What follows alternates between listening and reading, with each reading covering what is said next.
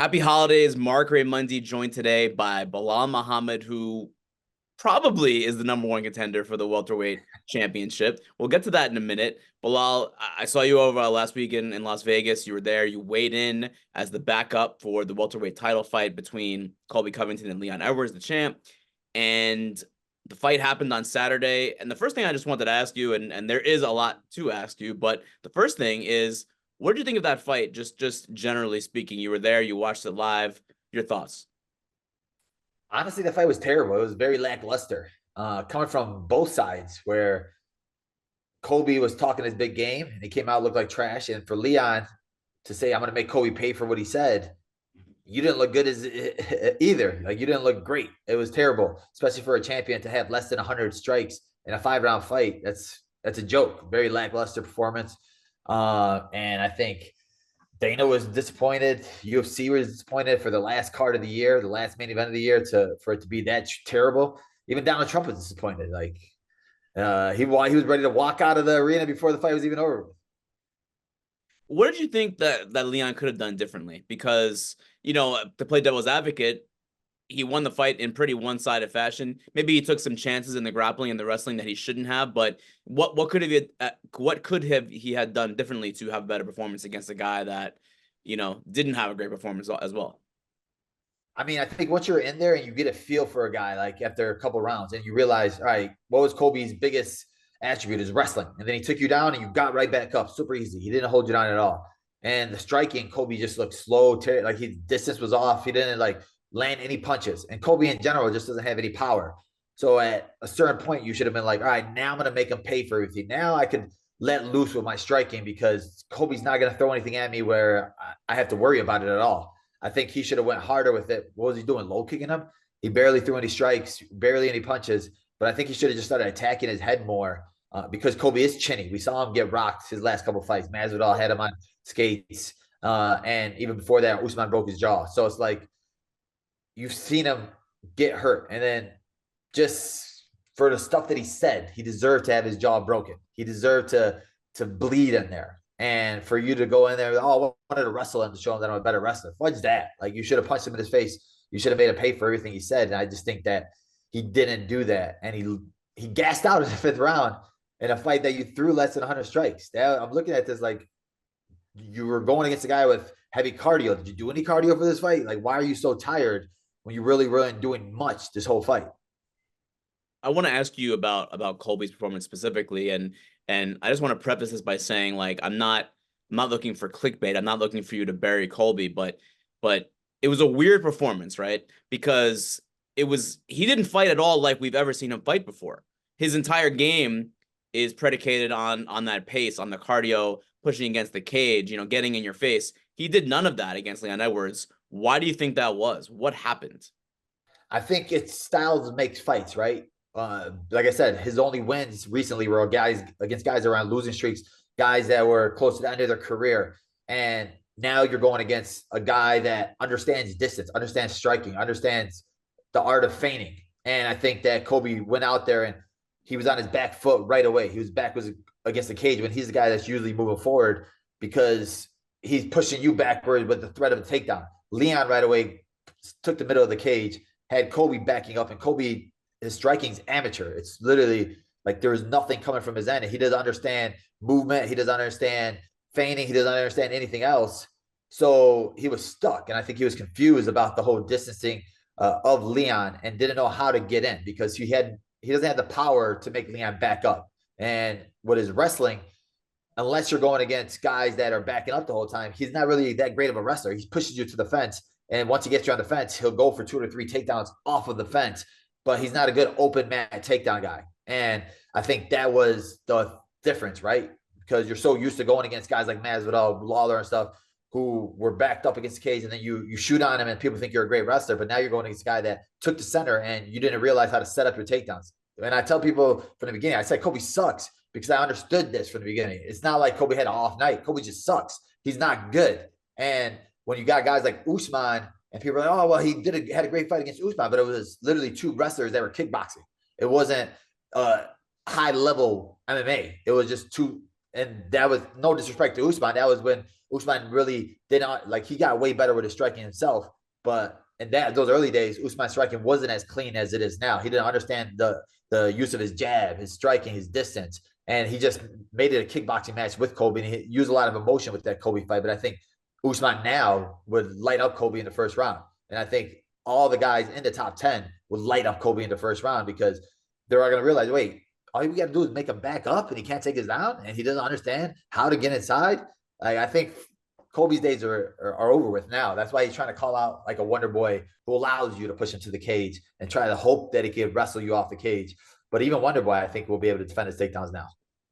That's actually kind of what I wanted to ask you next, because we spoke last week and you actually picked Colby. You picked Colby to win this fight, and you thought that because he would bring the pace and Leon would not be able to handle that pace. But you did say one thing. You did preface that by saying, if Colby is the Colby that we've seen before, it did not appear like it was the Colby that we saw before. It seemed like, he's 35 now. I know that you're a similar age, so I don't want to, tear down. I'm older than both of you guys, so it doesn't matter. But do you think Colby is kind of at the end of his run a little bit? What do you think he does next?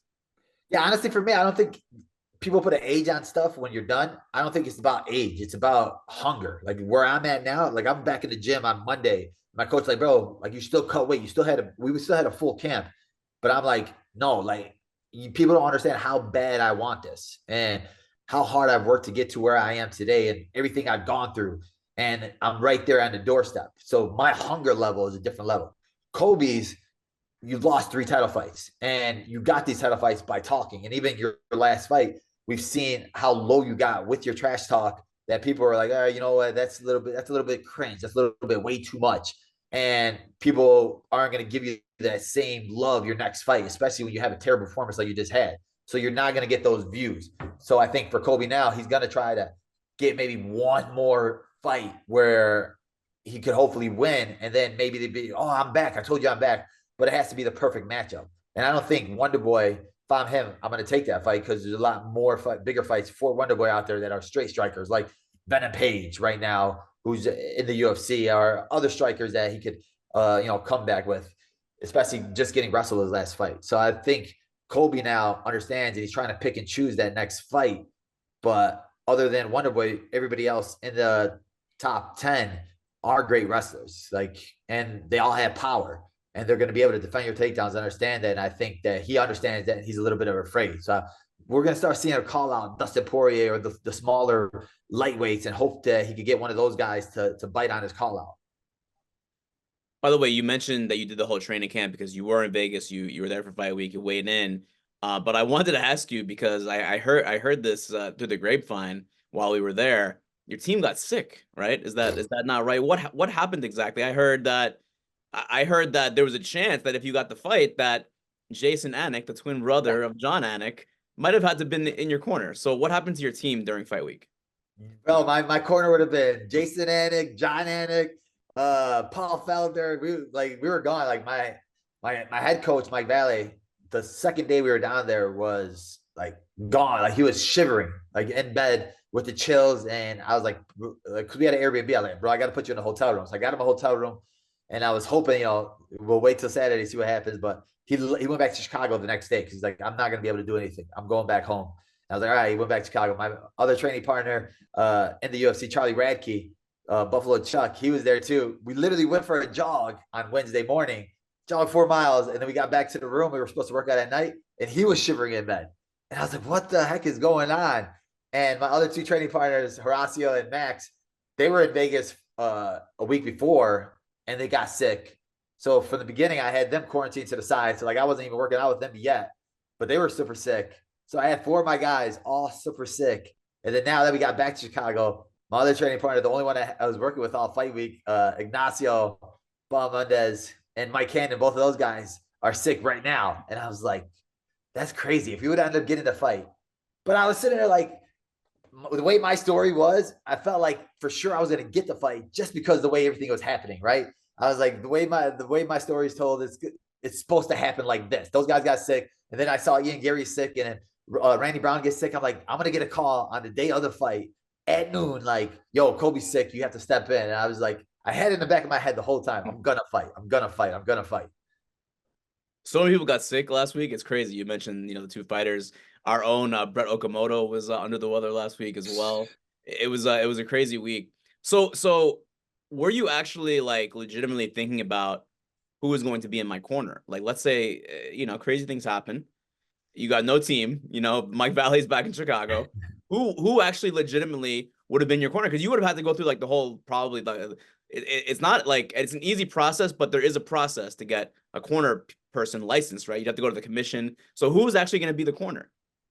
No, I mean, I had when I came out there, when I flew my guys out there, I flew out. Literally, we had 8 of us down there with us, so we were deep. My main guy, Lewis Taylor, too, is always with me, Of course. no matter what. So yeah, he would have did that, and then I would have made a couple of these guys suck it up. Like, yo, I don't care, just wear a mask, be in the corner. I don't need you to warm up, but I just need you to tell me what to do as you're in the corner. So no Jason Nanik. He would have probably got there though. He would have, because we get 4 for main event.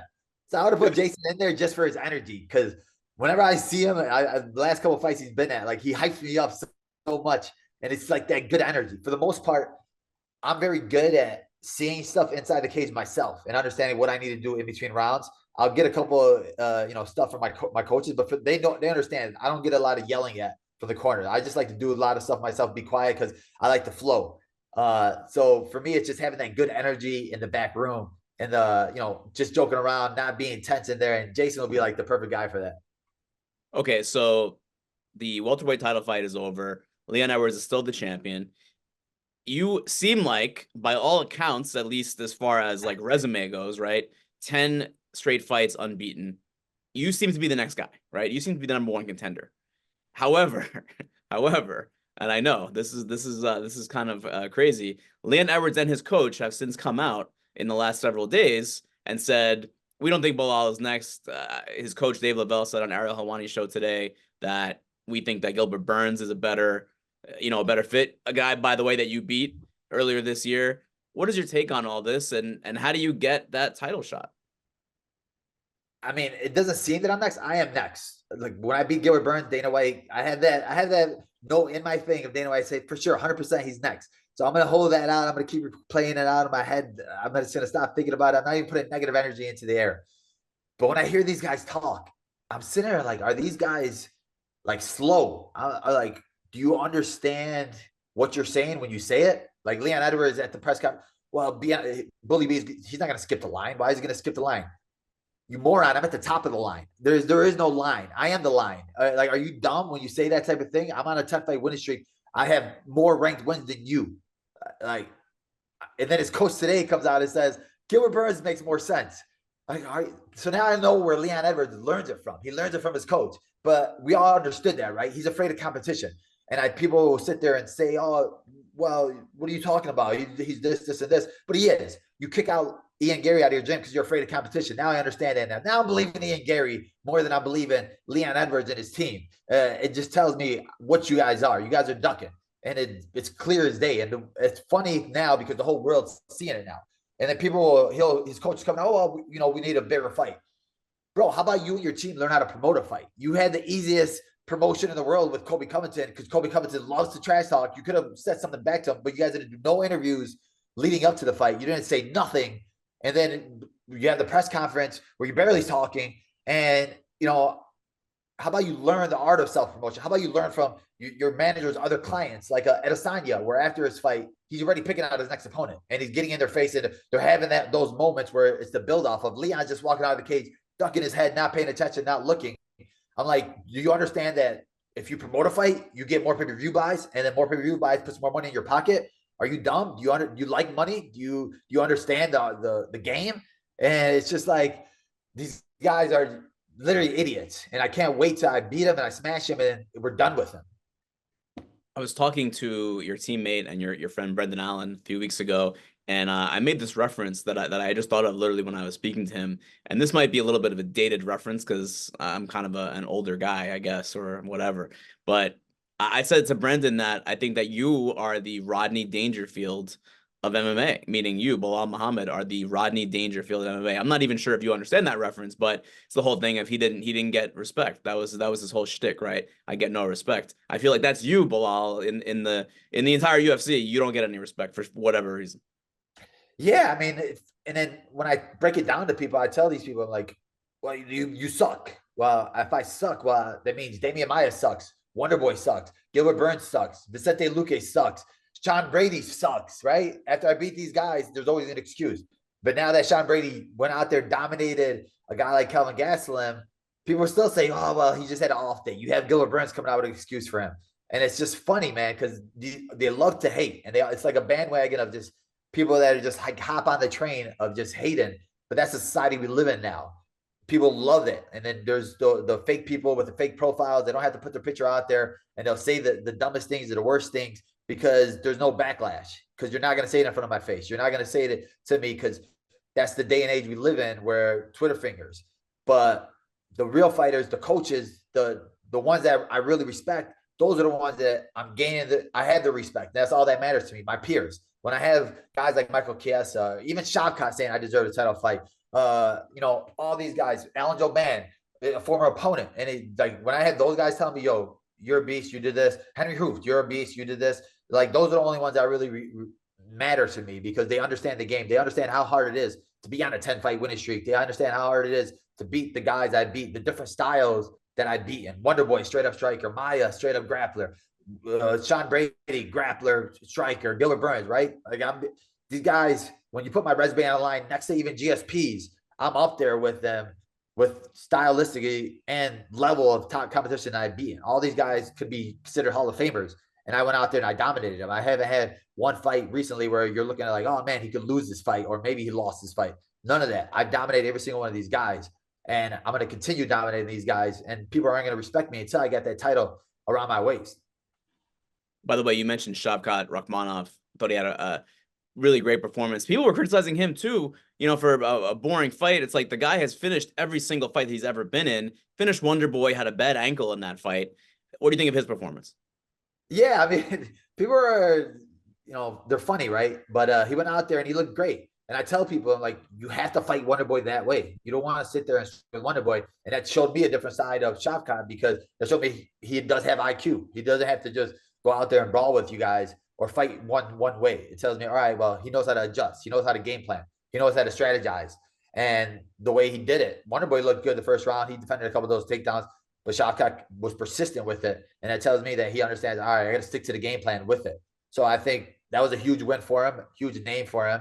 And but still, like, I beat Wonderboy 2 years ago. So like I still don't think that he should be able to skip me in line. And I told people too, I'm like, let him sit out, let me Leon fight, let him get the winner of it. I'm not gonna shy away from fighting the best guys because I'm not here to leave the legacy of I got the title, that's all. No, I want to be the best welterweight up there. I want to be the one where they talk about the Usmans and the GSPs. I want my name to be on that list with those guys. And I think it will be when it's all said and done.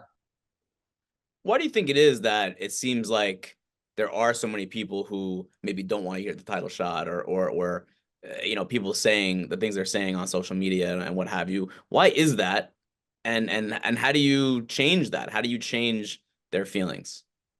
I think it's just literally kind of like mob mentality where people see the crowd going one way and they go along with it. Like I learned that when I was in London and I was doing like a Q&A and I was like got booed on stage, and I went back to the hotel and fans were asking me for autographs and stuff like that, and this old lady came up to me and she was asking me for an autograph and we were just talking. She was just like talking and she's like, yeah, it's my first fight and yada yada yada. And she was like nice, and I was like having a conversation with her.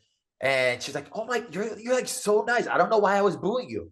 And I was like, why were you booing me? She's like, I don't know. The whole crowd was doing it. So I was just like, boo. And then like, it tells me that if those people actually met me, if they see me in person, they'll know what I truly am about. Like these people that hate on me, talk about me, they don't know who I am. They never had a conversation with me. They never talked about me. They don't know how hard I work to get where I am. Like the work and the effort I put in. I'm not born with 80-inch reach. I'm not born with amazing power. I had to work twice as hard as all these guys. I started MMA when I was 23 years old. So for me to be where I'm at, to be number 2 in the world with 2 years of high school wrestling. I didn't do nothing else but that. And I went to a city school in Chicago. We weren't born with a gi on or something like that. Like everything I did, I worked twice as hard as all these guys. But my heart, my mental strength is twice as bigger as all these guys.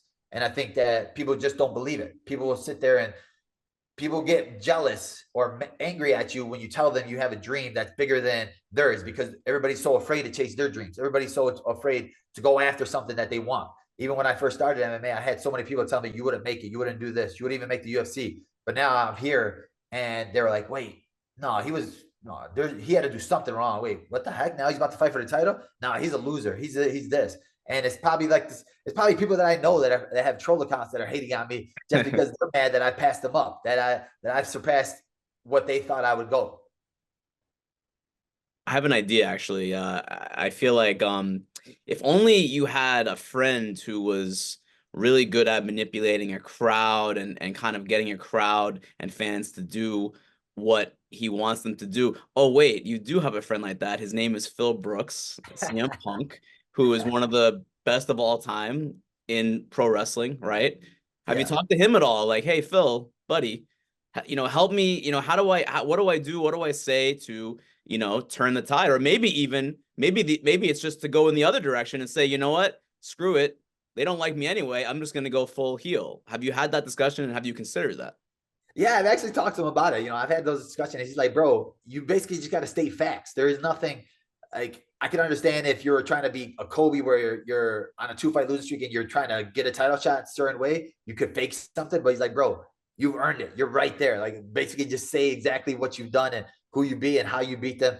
And like, that should be enough, because for myself, I would never sell my soul to go dirty like a Colby Covington. Like I would never get to that low level of what he's done to get there, because I do have kids that look up to me. I do want to see myself as a role model. And even being Muslim, I would never go to that level. So like, I don't want to ever get out of character as well. But like, I think I'm good at talking. I think I'm better than a lot of these guys at promoting myself. I do a lot of the right things, right? Like even when I was at the fight, I brought like 50 shirts that say Bully B got next. And I was throwing them in the crowd. And the crowd was like going nuts. And then they put the camera on you to the thing and you have some people booing. I turned around, I was like, you loser, I gave you that shirt for free. Like, why are you booing for it? He's like, oh man, I was with the crowd, man. And it's just like, you can't win anybody over, right? Like, you either love me for who I am or you hate me for who I am. I don't really care. But at the end of the day, I'm going to keep winning. So we won't see you playing a character anytime soon. I'm not going to be wearing a costume anytime soon. No. Fair enough. And that's actually the last thing I wanted to ask you about, because I know that right now you are probably not the biggest fan of Leon Edwards, right? Because of, what he said after the fight and what his coach said and maybe not wanting to fight you next. But from a human perspective and also from a UFC fighter's perspective, were you happy in some ways that he did what he did on Saturday night after all the things that Colby Covington said about him, his late father, and other things, the other people on the stage as well that were pretty vile? Were you happy for Leon Edwards? Did part of you say, kind of put the politics, put the fighting stuff aside and say, you know what, Leon, I'm proud of you. I'm happy you won that fight. No, for sure. I'm definitely happy that he won that fight, especially because I can't imagine I'm blessed to have both my parents, but I can imagine if Colby said something even bad about my parents that are alive, I would be so mad. But the way that he disrespected, his deceased father, like he deserved to have his jaw broken. He deserved to lose. And I'm happy that he lost in that way. And even when he's giving a speech at the end and Donald Trump walked out, like that was better. That was like the best feeling ever. Cause it's like this loser who's, he's on Donald Trump's nuts the whole time. Donald Trump just like walked out like, yo, this guy's a joke.